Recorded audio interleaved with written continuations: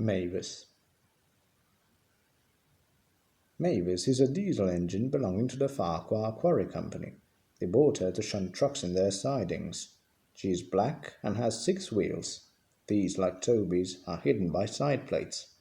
Mavis is young and full of her own ideas. She is sure they are better than anybody else's. She loves rearranging things and put Toby's trucks in different places every day. This made Toby cross. "Trucks," he grumbled, "should be where you want them, when you want them." "Fudge!" said Mavis, and flounced away.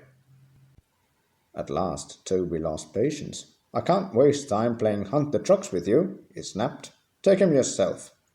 Mavis was delighted. Taking trucks made her feel important. At Farquhar she met Daisy.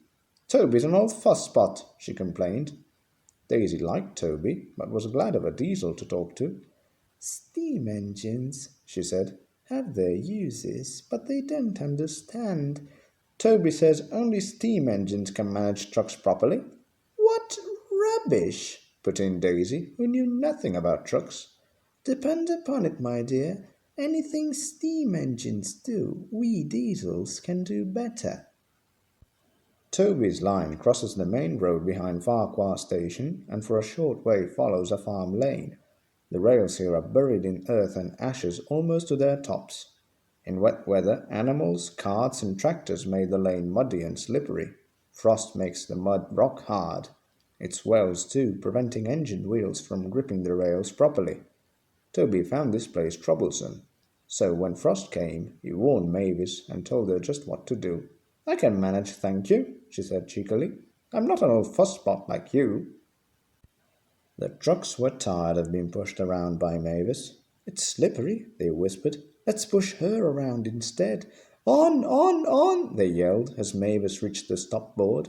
But Mavis had heard about Percy and took no chances. She brought them carefully down the lane and stopped at a level crossing. There, a second man halted the traffic while the guard unpinned the wagon brakes. "On in the headlamp for fuss-spot Toby," she chortled. She looked forward to having a good giggle about it with Daisy. But she never got her giggle. She was so sure she was right that she'd stopped in the wrong place. In frosty weather, Toby stops before reaching the lane and while some of his trucks are still on the slope. This ensures that they can't hold him back, and their weight helps him forward till his wheels can grip again. But Mavis had given the trucks the chance they wanted. Hold back, they giggled.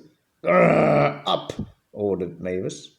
The trucks just laughed, and her wheels spun helplessly. She tried backing, but the same thing happened. They sanded the rails and tried to dig away the frozen mud, but only broke the spade. Cars and lorries tooted impatiently. "Grrr! Ah!" wailed Mavis in helpless fury. "I warned her," fumed Toby. "I told her just where to stop. I can manage," she said, and called me an old fuss-spot." "She's young yet," soothed his driver, "and she can manage her trucks herself."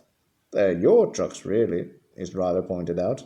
"Mavis isn't supposed to come down here. If the Fact Controller—" "You wouldn't tell, would you?"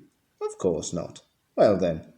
"But," his driver went on, "if we don't help clear the line, he'll soon know all about it, and so shall we." "Yes," said Toby thoughtfully. An angry farmer was telling Mavis just what she could do with her train. Toby buffered up. "Having trouble, Mavis? I am surprised." "Grosh," said Mavis. With much puffing and wheel slip, Toby pushed the trucks back. Mavis hardly helped at all. The hard work made Toby's fire burn fiercely. He then reversed, stopping at intervals while his firemen spread hot cinders to melt the frozen mud. "Goodbye," he called as he reached the crossing. "You'll manage now, I expect." Mavis didn't answer. She took the trucks to the sheds and scuttled home as quickly as she could.